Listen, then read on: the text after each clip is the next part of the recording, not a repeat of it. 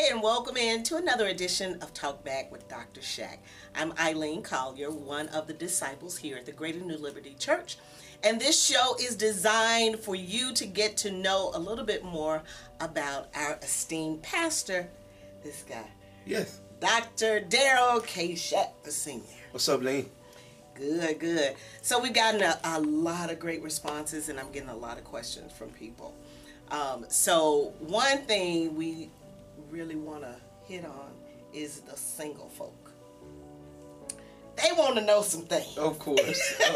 Because most churches, most of the congregation is single. It's single, right. All right, but they want to get together Yeah. with some folk. So tell me what your thoughts are about dating sites. Dating sites, wow. Yes. First of all, before we answer that question, congratulations. For those who may not know, Eileen just had the privilege of being one of the speakers for Women's Expo and represented us and God and her family in a tremendous way. So I first want to say how proud I am of you and thankful, and certainly far greater things are in the horizon. But I'm very, very proud of you. Thank you, Ed. Yeah. All right, so when it comes to our singles dating sites, I'm not really sure because I've never been on one. Of course, you know, I've been married 30 years, and so dating sites were not available back in my dating days. But having children in that age and so on, I don't know if any of them are on dating sites. What I would say is that it's very difficult to meet people nowadays, from what I hear. And any godly means you can use to meet people, and I think I got to be all right with it. Okay. It's so difficult nowadays because of the moral compass of our people is not what it used to be. And so just knowing or meeting people who are good people, because Christian singles should be dating with the intent to get married. And that's a far stretch now because marriage is not very successful nowadays. The statistics say that 50% of marriages end up in divorces nowadays. Yeah, I heard that. And that's not really good. No, it's not. Listen, you said the dating with the intent of marriage. How do you know if that person is somebody that you might want to get married to? You got to just kind of date, don't you? Yeah, you do. Dating, what we teach is dating is for the purpose of collecting data. And so when we meet people, it should be in the interest of collecting data so that I can make a informed decision. However, you got to have some criteria for who I give my presence to.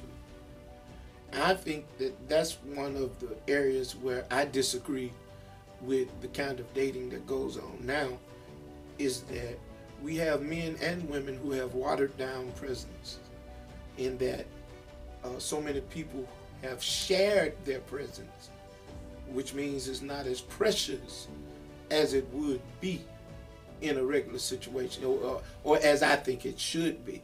That I just don't think every man should have been able to say they've sat in your presence. That's got to mean something. Okay. Who you sit down at a table with, and why you sit down at the table with them, has to mean something, if you ask me. So that means we need to have well, not me, I'm older. Yeah. But they need to have more phone conversations. Yeah. Before they say, okay, yes, we're gonna go out to dinner. You know, when I met with my singles, my young adult ministry is very active here at Greater New Liberty. And the last meeting I had with them, which was a few weeks ago, one of the things that one of the young men stood up and said in the meeting is that First of all, it was young men at the meeting. Yes. You usually don't even see that. It was young men at the meeting. And one of the young brothers at the meeting stood up, and because we were talking about this very topic, and the women were kind of giving it to me. Of course, they disagreed. They think that it's a male chauvinist statement, that it's all right for men to sit in presence of how many ever women, but it shouldn't be all right with women. And I didn't say it was all right for either. But that was their argument. But the young man stood up. He said, listen, y'all are really tripping. He said, nowadays is different than what pastor days were. He said, because you can learn so much about people on their social media. You don't have to sit in their presence to get all of this information. Y'all know about these people before y'all go out with them. He says, yeah, you all are making excuses. You're going out because you want to go out. Ooh. But you can do the homework before you ever go on a date with them. They just want a free meal. Yeah. or loneliness is set in. Some people are just saying, I ain't been on a date and I don't know how long. Somebody asked me out. Yeah, I don't care if they're a stalker or whatever, I'm going. But I don't know if that's. I just think you got to protect your presence. More. That's my thought. So it's steps to it. Yeah. Phone conversations, social media, then going out, and then you'll kind of feel them out. Yeah, I just don't think you should meet people, invite them to your house. Oh, absolutely. Or you go to their house, or they come pick you up, and I just no. I just think there got to be steps. And we skip a lot of steps nowadays. Old school standards still apply. You know, some of the don't invite them to your house. You know, you don't know them. Meet them there. Meet them in a public place. All of that's old school, but I think it's still relevant now. It should be, but not a lot of our young people want to do those things nowadays. They don't. They think that's antiquated, and so. But I think it's safe. And again, I think it keeps the moral compass intact. I'm really concerned about the vessel called woman and how we treat her, and what she has allowed. We got some more conversations coming up about this, and some new ventures you and I are about to do. But the value of a woman has to start with who she believes she is. And according to who she believes she is, should be how you allow people to treat you. So where does that come from, or where do those values come from, where they are devaluing themselves? Because I see a lot of times on social media, and this is something I've seen a lot of, like when the ladies are down on one knee proposing, when they're devaluing themselves. Yeah, you're probably not gonna want my answer to this, and most women looking are not going. But I'm unapologetically who I am. I think that in this fight for equality, that I think there's a very thin line that's often crossed that I think we should consider whether we really want to cross that line. In the fact that why would a woman want to be a man? And even if you can do what he can do, why would you want to? What's wrong with allowing a man to be a man? And why do you have to get on your knee to ask a man to marry you? I mean, I know you can, and I know you have a right to, and so far and so on. But again, if man is supposed to be the lead, then let him lead you into marriage. Let him be the one who acts. That's leading. And if you don't allow him to lead you there, and you're on your knees asking him, then I don't know if that's a foundation. For me, it's not a foundation I would want for my daughters. And that's biologically or spiritual daughters. Women of my church. Right. yeah, your pastor gonna have a serious problem if I see you on your knee asking anybody. Yeah, because I think it's pushing the envelope. If he wants to marry you, he will do it.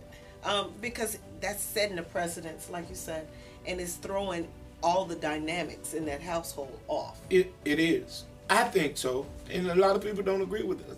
They think those thoughts are antiquated as well. But when you ask where does it come from? So in today's society, again, I've been talking about the moral compass, right? The moral compass is affected by life and what has been permitted around individuals. It's the way they've watched women carry themselves.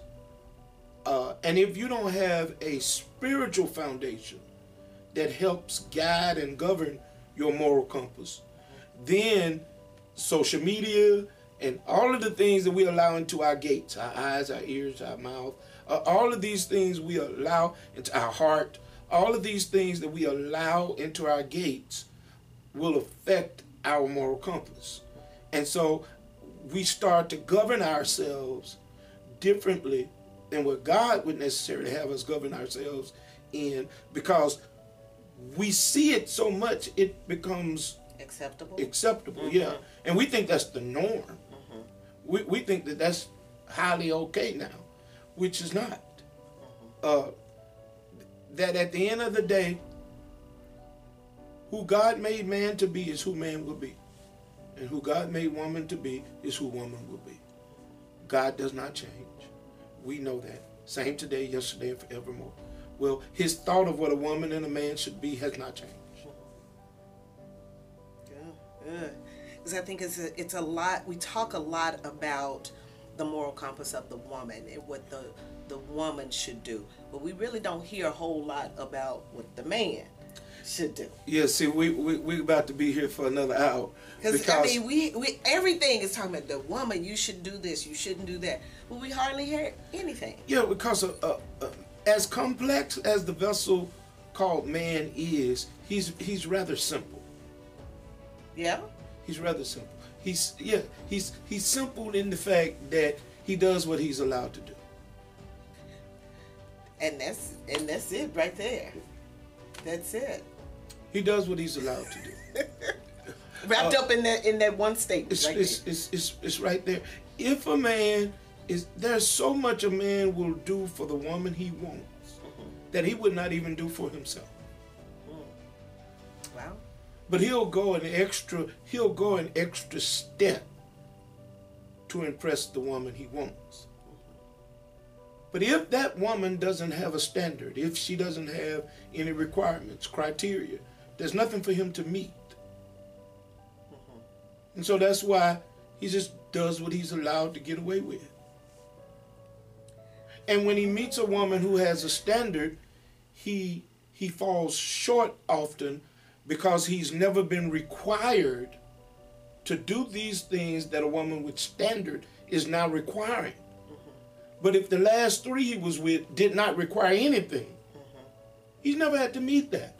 So he's used to just doing a little, anything. He's used to you going home on the first date. He's used to him coming to your house whenever he gets ready.